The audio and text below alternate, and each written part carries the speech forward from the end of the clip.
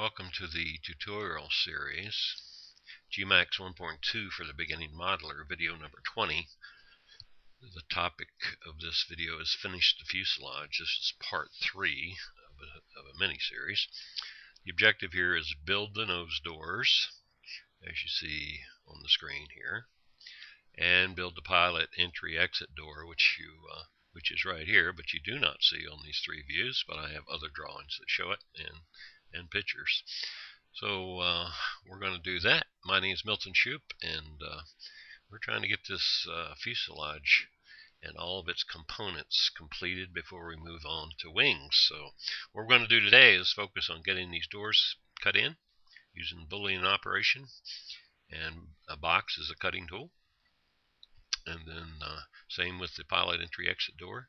We're going to set the pivots after we Boolean the doors and detach them, and then we're going to animate those doors, and that's what we hope to achieve. So good, let's get started. You'll notice the front door here, also it has a strut cover door here in the back that stays open, whereas the doors actually close once the wheels are extended. So the only thing different about this, you can see the angle of the cuts on the doors is perpendicular to the surface face. So we'll try to mimic that as well. So we're going to just create a box here. Let's go to bottom view to do that, and use the region zoom to look at this a little closer. And I will note that what we're going to do is cut these 2 doors first. This 3 view only shows one side of the doors, not both sides, but we're going to cut these 2 doors first. We're going to cut it as one door, and we'll later separate it and make 2 doors out of it. Once we have those 2 doors cut, you'll notice that the strut cover door is perfectly aligned with the fuselage lines we have here. So all we're going to have to do here, once these doors are detached, is come in here and do a slice across these 2 polys, and then we can detach these 2 strut doors. So pretty simple, and worked out pretty good for us in that regard. So let's go ahead and create the box by going up to create, standard primitive, using the box, and we're just going to draw a door that's relatively close to what we have here, and punch it over there to the other side to about the same deal. And then we're going to push on the mouse after we let off and give it some height, and good, we're good to go. So now that that's done, because we don't have a drawing on this side, or even if we do, we want this thing to be precise. So let's go up and set the pivot on this, make sure it's exactly center of the object, align to world, and check its location down here. Notice it's to the left of center by 0.014 meters. So we're going to just center that bad boy up. We're in object mode, and there we have it. Now, probably not as fat as we need to make it, but now that we know we're centered to the object, we got the same amount on both sides. We're going to convert the box to editable piling, go into vertex sub-object mode, select all those vertices. Notice we have ignore back facing off, so we can get all 8 of them. And then we're going to use the non-uniform scale button, and we're going to right click on that so that we can move in the direction that we want, which is expand on the x-axis, up arrow, expand. And we're just going to roll that out until we think we got a good fit. Maybe a little bit more. There we go. We'll let it go with that. Alright, with that done, let's go to the side view.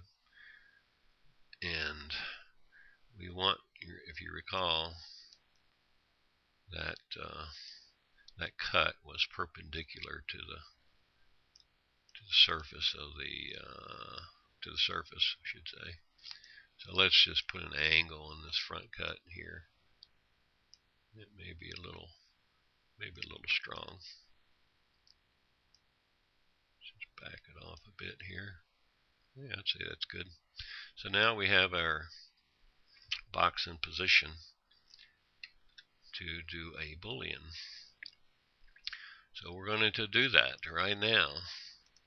So we have the fuselage frozen, so we wouldn't click on it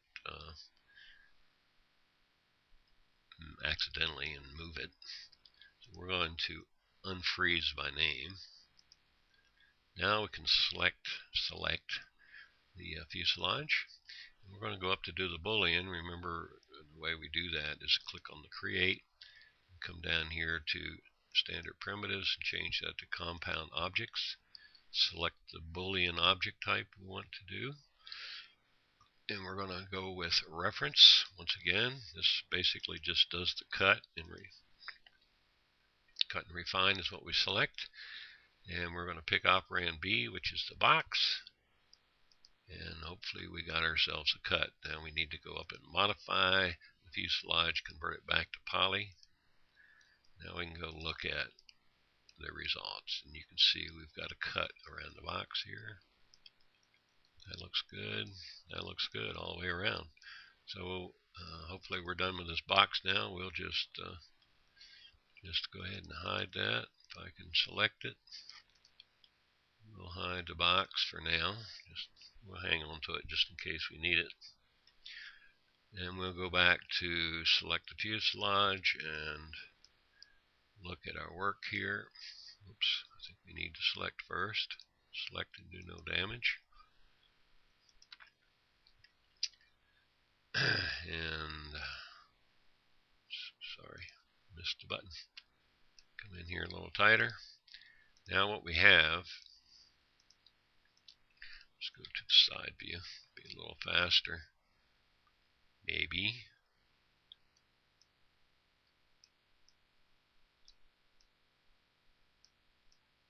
So there are our doors. You notice that the side view drawing and the front or the bottom view drawing aren't exactly matching up. That's the thing that you always run into when you get into this 3D modeling against 2D drawings. It's always a problem, and you just have to do the best you can with it. If you look to the side view, that showed me that I missed that selection right there. See, what about the other side? Yes. Alright, now we have what I think is a good cut. Now, sometimes when you do these cuts, you end up with kind of a mess around the edges, but actually this looks pretty good. But the way to test it here is just kind of select some vertices, make sure you selected 2 and it says 2. You selected 2, it says 2. I'm going to select 3 here, it says 3. So nothing wrong with that. And we got to ignore back facing on. You do that so you don't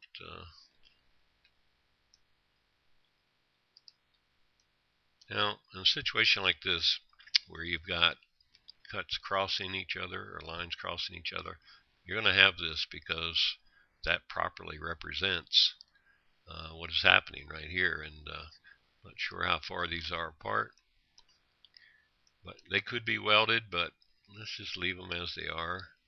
I think they're fine. Now these, you know, same deal. They're close, but they represent 2 different objects, so I'm good with that. I don't see any issues here. 3, 4, 3, that's good. 3, that's good. 4, that's good. 3, that's good. 3, that's good. 2, that's good.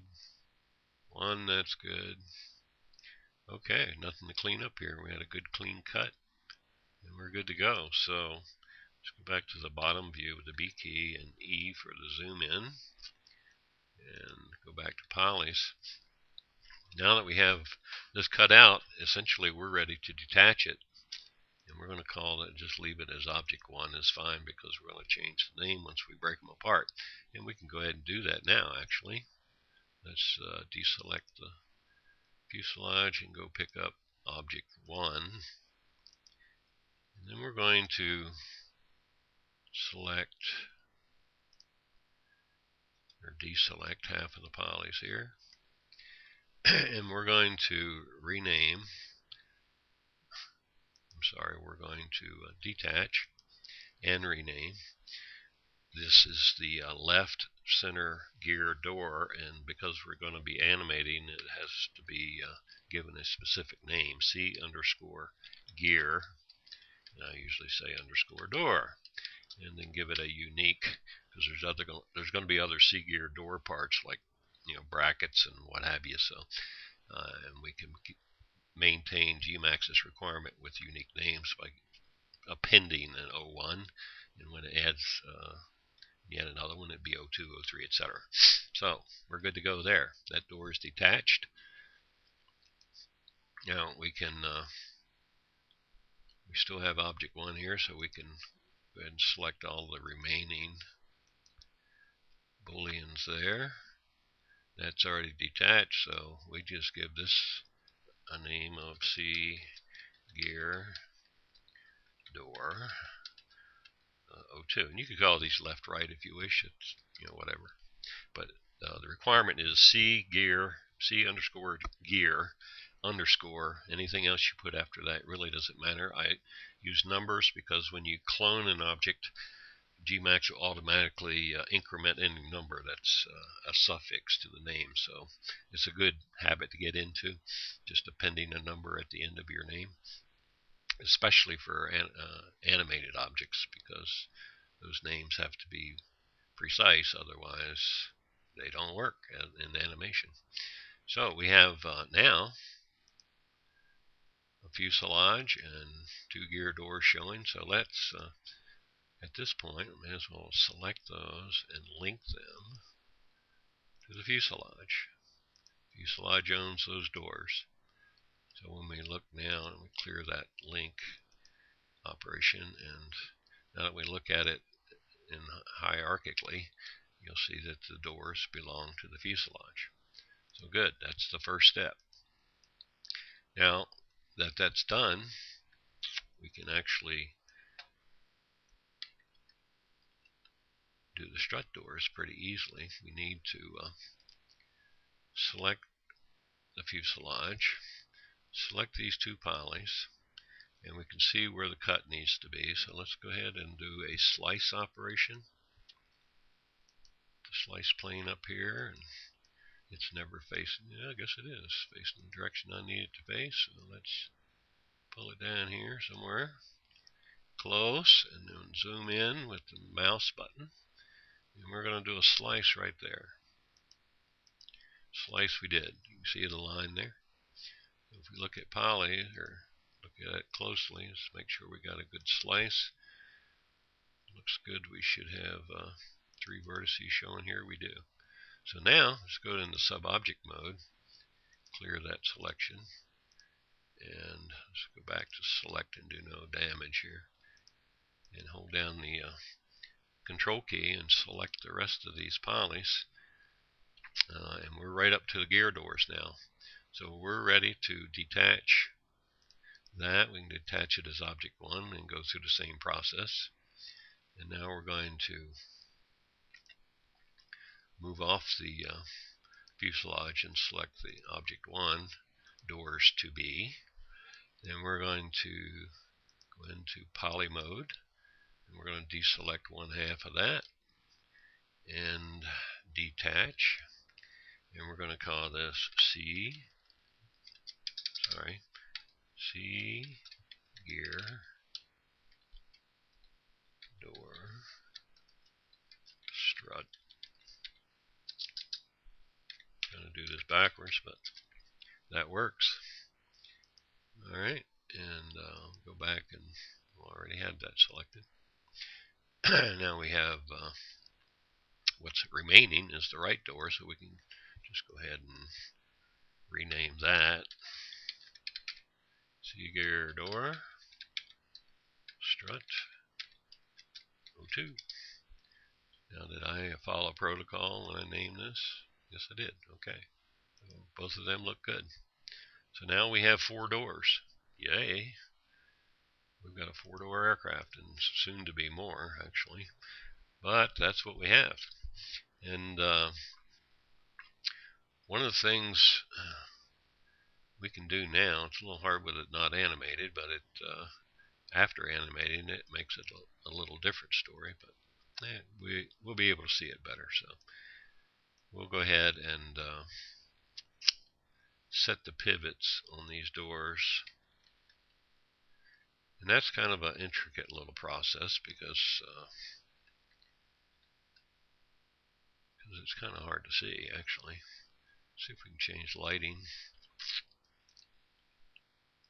to 1 if it doesn't make any difference. I don't think it did. I don't see where it's any better. Well, I'll tell you what, let's do it this way. Let's change the fuselage to I'm not seeing what I'm looking for here. Not see-through. That helps see a little bit. Alright, and let's just freeze the fuselage now because we don't want to be accidentally selecting it. And also, let's unfreeze calibration box and hide that. Get it out of our face. It'll make it a little easier to see things here. Alright, so you can see the doors. Looking pretty good. Let's do the rear doors first. The pivot's a little easier to do back there. So we're going to set the pivot on both of these doors, but one at a time, of course. Check on my time here. Alright, effect pivot only, center to object, line to world. So where is it? Oh, I don't have anything selected. Duh. Forgive me, it's still morning and I've only had 2 cups of coffee. So we're going to, we've got, which door we got? We got the left gear door selected. We're going to center to object, align to world. Just to verify we've got that in local mode. When we get into animations, you want to be in local mode. So we're good to go there. As a starting point, now we need to get down close and personal. And just out of habit, we should do this in local mode, even though in this view it would be okay. We're going to move this back to its pivot point, which is right at the end here. And the closer you zoom in, the more accurate you can get it. I'm going to move this to the, well, I am if I can get a hold of the pivot there. I'm going to move this to the bottom of this joint. That'll be good, I think. Let's just see here. Alright, now we go to the bottom. And it's centered, as you can see, on this door. Then this door, I don't believe I did that. I'm just not clearly thinking this morning. On this strut door, actually it's all one piece. There are not 2 pieces. So let's correct my mistake. How do you go about correcting that mistake? Well, easy enough. We've got one door selected. We're going to just attach the other door back to this door. And boom, we're back to one door. Now that we did that, however, we've got a double set of vertices down the middle. Instead of seeing 4 there, we probably see 8. Yes, we see 8 there. So those have to be welded. And we'll be back in business here. So let's change the weld selection threshold to 4 thousandths of a meter. And now we should be back to 4 vertices. We are. Okay, so we're back in business, and I apologize for that, wasting your time. But you know, that's exactly what happens when you're into this stuff and you're working hard at getting it done. You have these brain fades once in a while. Okay, and now let's center the object, align to world. then let's move this pivot back here to the beginning. Zoom in. We're on the edge here, and the reason we're doing this, of course, is this is the pivot that's going to be used for the animation. This door swings down this way, and that's going to be its pivot point when we animate it. And just to demonstrate that quickly here, we still got some time left. We'll go ahead and go up to the Animate panel, Control Panel, and you start every animation, well, most animations, with a rotation key. And that's the key is the place where the attributes of your pivot point is located, the direction it's facing, its rotational values, that kind of thing. And we always set that at 0 for a door like this. And then usually you set the next key at 100. However, because of where this is placed at the top of the well, we'll try it there and just see how it goes for now. It's really hard to exactly animate these until you get the gear in and get it operational. So at the end of the or any subsequent keys that we put in, they have to be position keys. That says at any point in this time scale that you can have position keys, and that helps you when you add multiple ones. If you want different kinds of motion at different rates of speed, you can set keys along the scaler up to the last one available for this type of animation. So in this case, all we need is one. So we've got our keys in place. Now that we have our boundaries and our keys, we're ready to animate this. Now when you animate, you're going to be animating using, in this case, the rotation tool, and we want to make sure whenever you select these tools, this coordinate system changes. So we want to go to local. So we're using the pivot that is lined up for the operation that we're going to do. So once you have that selected and you're back at frame 200 or frame 0, now we're ready to animate. So we go over to the bottom right here and click on Animate. And you don't have to be in a hurry with this. Excuse me a second. Sorry about that microphone noise. Okay, so we've turned it Animate on, and what it's done already is it's recorded the values of this pivot, its location, the direction it's facing, its angular value, etc. So it's got the key values for where we want to start this. So now we're going to move the time frame scaler down to 100, and we're ready to say what position do I want this door to be when I reach this time frame. Well, here's where our animation comes in. Then we're going to rotate this door by clicking and holding down, and we're going to rotate it down to some angle, and I can't tell you the precise angle without the gear being here, but it's going to be something like this. Okay, so we'll stop it there. We can tune this up later easily enough. So once you let off the key and click Animate, that completes the animation process. So let's just see what happens here. So now when we move the scaler, you'll see the animation occurring. That's how animation is done, very simplistically. On the next set here of doors, we have 2 doors. So we're going to be setting the pivots to the side because they flip down from the center and go each way. So let's start with the, I guess this is the right door I have selected. We're going to center to object, align to world, and we're going to move this pivot over to the edge where we think the hinge for this door would be, is essentially what you're doing. And that's the point at which we want the rotation to start happening. Now if we go to the left side, so we can get this down precisely more on this, the vertical axis. So it's about like that. So that's, on these doors, you're going to have to set the pivot in different ways.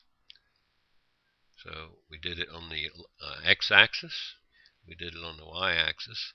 And when you're on the x-axis, you want to make sure, and a lot of times this isn't the case, particularly for gear doors, for the main gear, you want to make sure that the pivot is lined precisely with the edge. And since this was a edge cut parallel to the center of the Gmax universe, we don't have to adjust it on that axis, so we're actually good to go with that.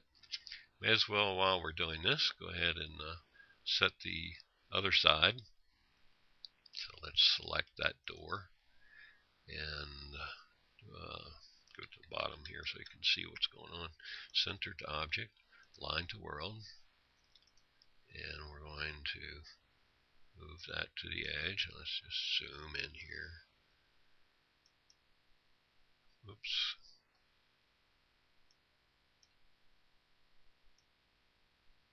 Alright, we are precisely on that corner. Now let's go to the right viewport, zoom in and get the vertical axis set. Notice when you zoom in just how far you can be off from how far you thought you were off when you were back there 20 feet or something. Alright, so we have those pivots set. Now it's time to animate these bad boys. So we're on the left door, and we may as well go ahead and set these animation keys. So we're at frame 0. We're going to set a rotation key. And in this case, this door opens and closes. Once the gear gets past the doors, these doors close. So we're going to go out to about frame 80 and put in a position key, and then kind of start the process over and add another position key to kind of lock it in place until we can close it here at 100 in a position key. So this will be an interesting. So we did that at 80, 82. We need to do the other one the same way. So we're at frame 0. We put in a rotation key. Let's go to 80. And it's easy to move these later once we get the gear in and see it animating. We might want to move this left or right. You don't have to reanimate anything. All you have to do is move the keys. So that and what that does is affect the start and stop positions in time. So we'll add a position key here. We go to 82. Add a position key here. Go up to 100. And add a position key here. Okay, those doors are now ready to animate. So let's go to the front viewport so we can kind of see what we're doing here in the animation process. So we're in actually the back viewport. I call it the front because we're looking at the front from the front. So Gmax and all of its glory. Alright, so we're going to animate these right quickly. I've still got time here, so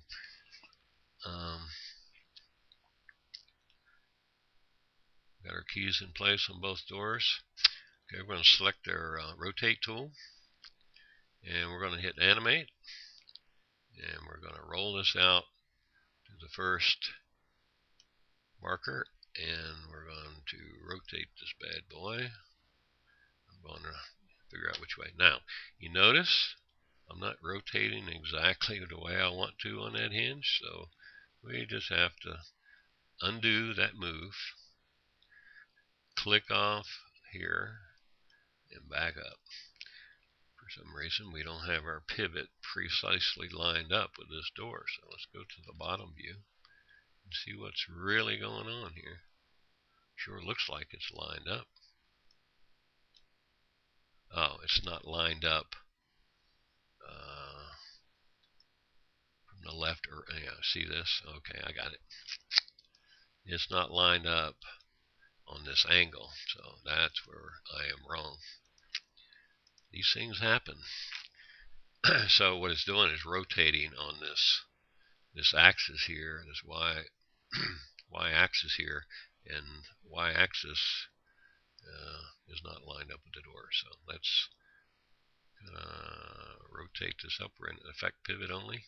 Don't want to rotate the door, just to pivot. what I just did there. Let's just double check. Okay. Okay, I want to rotate this up to make it, try to make it as close to that angle. And sometimes you can use the, am I on the left door or right door here? I think I'm on this side. Anyhow, doesn't matter. We'll get it. Trying to get this angle straight because you really don't have one of the ways you can zoom out and see if it appears to be off when you're out here. It actually appears to be pretty close. It needs a slight adjustment downward. Alright. Let's try that, see how it goes. Alright, so turn that off. Let's go back to the front viewport, the K key, and let's do just a test rotate here. Make sure we're in the local. Yeah, that's looking much better now. Okay, we just undo that move. Now we're ready to animate the bad boy. Okay, so we're back at frame 0. We turn on Animate and go over here to 80 and rotate this door to where we think it ought to be. Once we get the gear in, we'll know more precisely where we want it to be. So let's just go with 93 degrees. Good. So we got that door animated. Cool. So let's do the other door. Right here. Got the keys all in place. And we're ready to animate that bad boy. So I'm going to animate. I just realized I forgot to do the second set of animations for the other door. We'll go back and do that. And that's fine. I'm just not thinking clearly today. Okay, so we're ready to animate this door. Did I fix this pivot? No, I didn't. Duh. Alright, let me pause the video and fix that, save a little time. Okay, I'm back. I've corrected that pivot. At least I think I have. So let's go back to do this animation. And give it a rotate here. Yeah, it looks better. We'll go to 93 degrees like we did on the other. Not that it has to be precise, but alright, and then let's move to 82. And we do nothing here, but sometimes Gmax acts a little funny if you don't give it just a little movement, and it only takes a smidgen. Then we go to 100, and what we're trying to do is get that door to hold there until we tell it to close. Now we need to go back to the home base here. This one's always a little hard to do to get home. If I had rotated exactly 93 degrees, I could have come back to 93 degrees, but I rotated a smidgen and I forgot to look what it was, but we can adjust that later, no problem.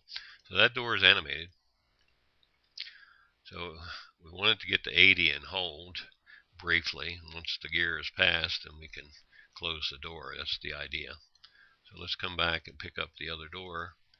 Go into rotate mode. Let's finish up the animation I forgot to do earlier while I was half asleep. So okay, we'll move past 82. We're going to open it 0.12, 0.14. Did you see that move? Alright, and then we're going to close at 93 plus 0.14. 93 plus 0.14, and hopefully that puts it exactly where it needs to be. Alright, so there we have our doors cut out and animated. Yay. Alright, how are we doing on time and size here? I made a change to my recording software to give me more time, and we've now been 34 minutes and I'm still in pretty good shape. So since we have these doors animated, what I usually do next is put a backing on these doors. So let's go ahead and see if I can what did I do back here? Did I hide that door? No, I just couldn't see it. Hello, are you there? Did I freeze it? No. The other thing we need to do actually is while we're right here is unfreeze the fuselage so we can link this door to it. There, that's done. We've got all the doors linked. So actually we can hide the fuselage now, get it out of our face, and I'll show you how we go about creating the insides of these doors. We'll start with the with the strut door, and what we're going to do is clone the door. Hit the right button here, and we don't want the animation name on this because it's just going to be the inside part of the door, but we can keep the rest of it and change this to, since it doesn't matter about the number on this one, change it to the inner. I just usually call them inners versus inside. Inners. So now we have a copy of that door, and we're going to convert it to mesh and select all the polys, which we have done, as you can see here. And then we're going to drop down to the bottom of the rollout here and flip those polys. That's why we went to mesh, so we could flip those polys. And now we're going to want to extrude this. So I usually extrude around a 1/2 inch. Let's see, do I have this open somewhere? No. So let's do 0.5 inches. So that'll give us 0.0127. That's how far we want to extrude it. So let's go over here to extrude, type in 0.127 and press enter. And there you have it. Well, let's back up. What I usually like to do is extrude these on the local so that they go in the direction all the faces are pointing. So let's just try that again. Extrude local 0.0127. There we go. So now all those faces are extruded in the same direction as the faces are showing. So now that we have that done, let's while we have that selected, we just select all the polys and run down right quick and apply smoothing groups. So everything looks nice and smooth there. Okay, now that we have that done, we'll want to link it to, before we do that, pardon me, notice we still have, because we copied that door, we have the animation keys here. We need, in frame 0, make sure you're on frame 0, go to the rightmost one and select it with your arrow like that, and then hit the delete key. And that deletes the animation keyframes from that part. Otherwise, you'd have two parts animating individually and kind of looking like a clamshell opening and closing. So now that we have that cleared, we can now link it to the strut door. Okay, and now you can see that it all works and moves together. So we're going to do the same thing. And the reason I'm going through this again, I just want you guys to kind of see it and get a feel for it and be comfortable in doing it. So we're going to clone. We're going to remove this underscore and make it a dash. Come back and call this enter. We can go ahead and remove those keyframes right now if you want. I'm thinking about it now that we got the door created. It's another one of those things in the process that you tend to forget. Okay, we're going to convert to editable mesh. Go into poly subobject mode. They're all selected. So we're just going to fall down here and in the command panel and flip those polys. Okay, that's good. Now we want to extrude them. Same way we did the other one, same distance. So we're going to extrude local, and that's going to be 0127. So there we have it. Click that off. Let's go select all the polys and smooth them. clear all and smooth. And now we need to link to the right side door. I don't remember which one that is, but here's another way to do it. You can see the edge of the one we just worked on there. We can actually do it by clicking on that one and dragging it to the one you want to link to. So that one works, and that one's done. As you can see here, that works beautifully. So now we got one more to do. I'm going to try to do that quickly. I don't want to blow this video. We're in at 40 minutes now, so we got a lot of work done here. Oops. So we've got that selected. We have to go into select and move in order to be able to clone that with the shift key down. And we're going to name this C dash gear door enter. I think we need to make this 02. And then let's go down and delete the keys. There's a reason for doing this before you animate. You don't have to go through this key deletion thing, but it only takes a second to do that. So we'll convert this to mesh. Get into poly subobject mode. They're all selected, it appears. Yeah. So we can go down and flip those polys. And we can go back up and extrude. Go and extrude in local. 127. Good deal. And there's things you can do to pretty this up, but that's not the point right now. So let's select all these polys, go back down and smooth them. Okay, and now we need to link. Get down here where I can see both. We'll just link. Boom. Boom, that's done. Okay, so you got a sense of that. All right, and that part is done, and it looks good. So let's select all those parts and put them in a way that we can actually see them. Let's unhide the fuselage. Now you get a sense of what we just did.